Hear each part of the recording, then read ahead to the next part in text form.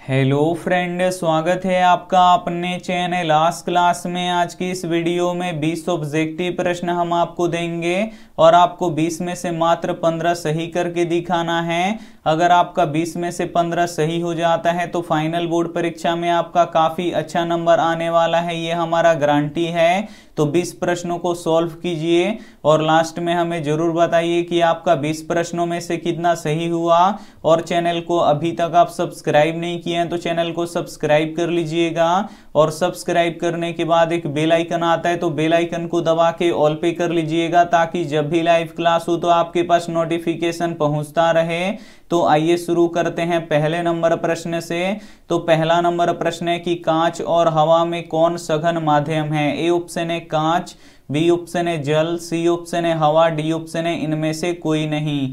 तो यहाँ पे आपको बताना है कि कांच और हवा में कौन सघन माध्यम है। तो जो कांच होता है ये सघन माध्यम होता है और हवा विरल माध्यम होता है। तो यहाँ पे ए वाला ऑप्शन बिल्कुल ही सही हो जाएगा। ये देखते हैं अगला प्रश्न दो नंबर प्रश्न है कि पानी का अपवर्तनांक कितना होता है। ए ऑप्शन है 1.44, बी ऑप्शन है 1.33, सी ऑप्शन है 1.50, डी ऑप्शन है 1.71। तो यहाँ पे आपको बताना है कि पानी का अपवर्तनांक कितना होता है। तो पानी का अपवर्तनांक 1.33 होता है। यहाँ पे बी वाला ऑप्शन बिल्कुल ही सही हो जाएगा। ये देखते हैं अगला प्रश्न 3 नंबर प्रश्न है कि लेंस में कहां से प्रकाश बिना मुड़े सीधे निर्गत हो जाती है। ए ऑप्शन है ध्रुव से, बी ऑप्शन है प्रकाशीय केंद्र से, सी ऑप्शन है फोकस से, डी ऑप्शन है वक्रता केंद्र से। तो यहाँ पे आपको बताना है कि लेंस में कहां से प्रकाश बिना मुड़े सीधे निर्गत हो जाती है।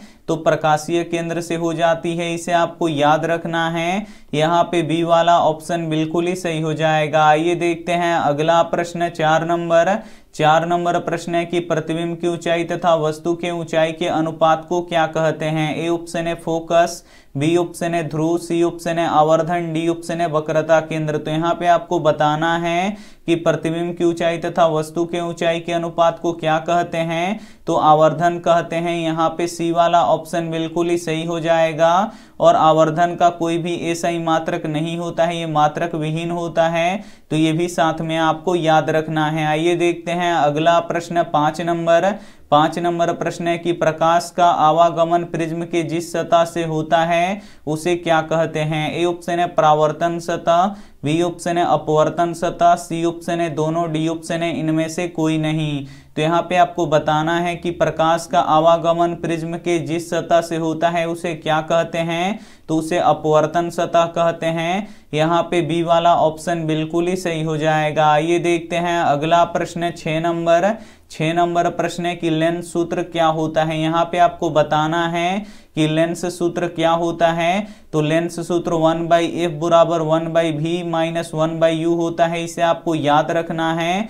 यहाँ पे बी वाला ऑप्शन बिल्कुल ही सही हो जाएगा। और दर्पण सूत्र क्या होता है। तो 1/v प्लस 1/u बराबर 1/f होता है। तो ये भी साथ में आपको याद रखना है। आइए देखते हैं अगला प्रश्न 7 नंबर प्रश्न है कि टिंडल प्रभाव प्रकाश के कौन सी परिघटना को दर्शाता है। ए ऑप्शन है प्रकाश के परावर्तन को, बी ऑप्शन है प्रकाश का अपवर्तन को, सी ऑप्शन है प्रकाश का विवर्तन को, डी ऑप्शन है प्रकाश का प्रकीर्णन को। तो यहाँ पे आपको बताना है कि टिंडल प्रभाव प्रकाश के कौन सी परिघटना को दर्शाता है। तो प्रकाश का प्रकीर्णन को दर्शाता है, इसे आपको याद रखना है। यहाँ पे डी वाला ऑप्शन बिल्कुल ही सही हो जाएगा। आइए देखते हैं अगला प्रश्न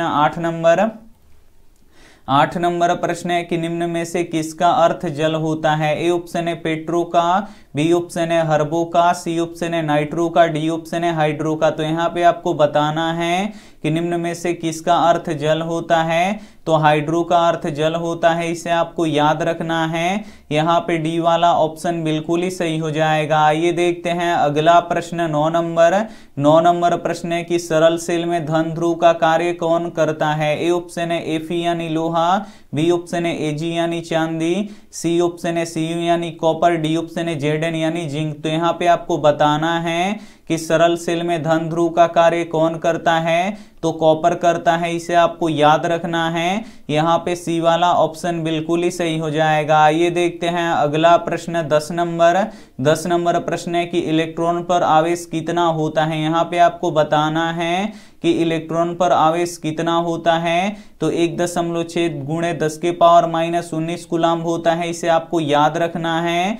यहाँ पे ए वाला ऑप्शन बिल्कुल ही सही हो जाएगा। ये देखते हैं अगला प्रश्न 11 नंबर।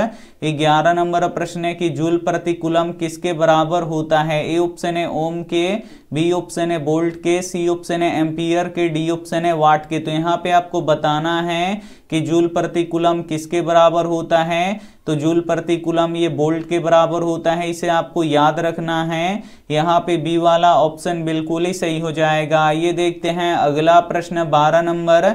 12 नंबर प्रश्न है कि विद्युत धारा उत्पन्न करने वाली युक्ति को क्या कहते हैं। ए ऑप्शन है एमीटर, बी ऑप्शन है मीटर, सी ऑप्शन है जनित्र, डी ऑप्शन है वोल्ट मीटर। तो यहाँ पे आपको बताना है कि विद्युत धारा उत्पन्न करने वाली युक्ति को क्या कहते हैं, तो जनित्र कहते हैं। यहाँ पे सी वाला ऑप्शन बिल्कुल ही सही हो जाएगा। आइए देखते हैं अगला प्रश्न 13 नंबर।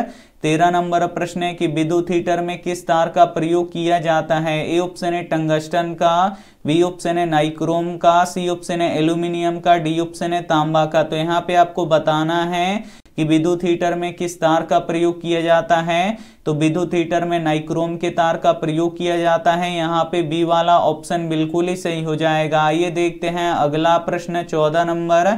14 नंबर प्रश्न है कि विद्युत फ्यूज किस पे कार्य करता है। ए ऑप्शन है उष्मीय प्रभाव पे, बी ऑप्शन है तापीय प्रभाव पे, सी ऑप्शन है दोनों पे, डी ऑप्शन है इनमें से कोई नहीं।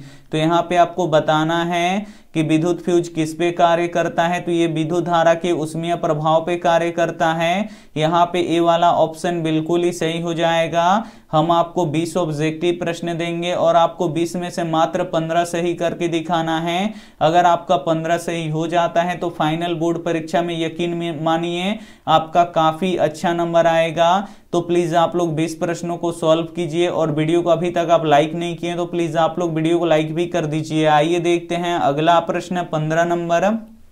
15 नंबर प्रश्न है कि प्रतिरोधकता का एसआई मात्रक क्या होता है। ए ऑप्शन है ओम, बी ऑप्शन है ओम मीटर, सी ऑप्शन है वोल्ट, डी ऑप्शन है एम्पियर। तो यहाँ पे आपको बताना है कि प्रतिरोधकता का एसआई मात्रक क्या होता है, तो प्रतिरोधकता का एसआई मात्रक ओम मीटर होता है। यहाँ पे बी वाला ऑप्शन बिल्कुल ही सही हो जाएगा और प्रतिरोध का एसआई मात्रक ओम होता है, तो इसे भी साथ में आपको याद रखना है। आइए देखते हैं अगला प्रश्न 16 नंबर।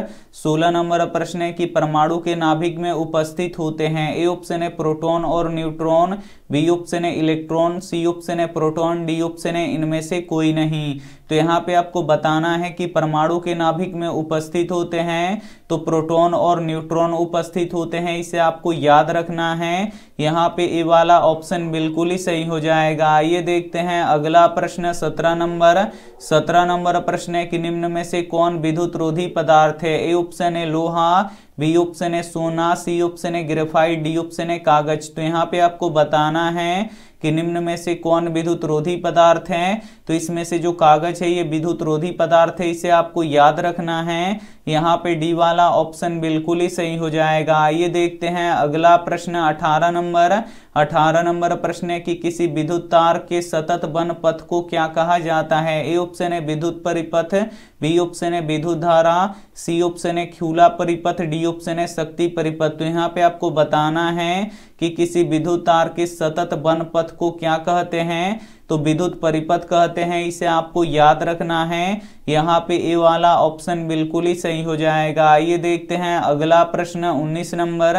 19 नंबर प्रश्न है कि ज्योति तीव्रता का एसआई मात्रक क्या होता है। ए ऑप्शन है कैंडेला, बी ऑप्शन है मीटर, सी ऑप्शन है केल्विन, डी ऑप्शन है एम्पियर। तो यहाँ पे आपको बताना है कि ज्योति तीव्रता का एसआई मात्रक क्या होता है, तो ज्योति तीव्रता का एसआई मात्रक कैंडेला होता है, इसे आपको याद रखना है। यहाँ पे ए वाला ऑप्शन बिल्कुल ही सही हो जाएगा। आइए देखते हैं अंतिम प्रश्न 20 नंबर। 20 नंबर प्रश्न है कि वो कौन सी धारा है जिसका मान बदलते रहता है। ए ऑप्शन है दिष्ट धारा, बी ऑप्शन है प्रत्यावर्ती धारा, सी ऑप्शन है दोनों, डी ऑप्शन है इनमें से कोई नहीं। तो यहाँ पे आपको बताना है कि वो कौन सी धारा है जिसका मान बदलते रहता है। तो प्रत्यावर्ती धारा का मान बदलते रहता है, इसे आपको याद रखना है। यहाँ पे बी वाला ऑप्शन बिल्कुल ही सही हो जाएगा। हम यहाँ पे आपको 20 प्रश्न बता चुके हैं और आप 20 प्रश्नों को सॉल्व कर चुके हैं। तो अब आप हमें बता दीजिए कि आपका 20 प्रश्नों में से कितना सही हुआ। हम यहाँ पे सभी का कमेंट देख रहे हैं, तो आप लोग जल्दी जल्दी बताइए कि आपका 20 प्रश्नों में से कितना सही हुआ। और ये रहा आपके लिए होमवर्क प्रश्न, इसका जवाब आपको कमेंट बॉक्स में देना है कि मानव नेत्र में कौन सा लेंस होता है। ए ऑप्शन है उत्तल लेंस, बी ऑप्शन है अवतल लेंस, सी ऑप्शन है बेलनाकार लेंस, डी ऑप्शन है समतल लेंस। तो इसमें से जो भी ऑप्शन आपको सही लगे वो आप हमें कमेंट करके जरूर बताइएगा। और वीडियो को लाइक नहीं किए तो प्लीज आप लोग वीडियो को लाइक कीजिए, अपने दोस्तों के पास इस वीडियो को जरूर शेयर कीजिए। और चैनल को अभी तक आप सब्सक्राइब नहीं किए हैं तो चैनल को सब्सक्राइब कीजिए। थैंक यू फॉर वॉचिंग, मिलते हैं अगली वीडियो में, तब तक अपना ध्यान रखिए, मन लगा के पढ़ाई कीजिए। Take care and bye.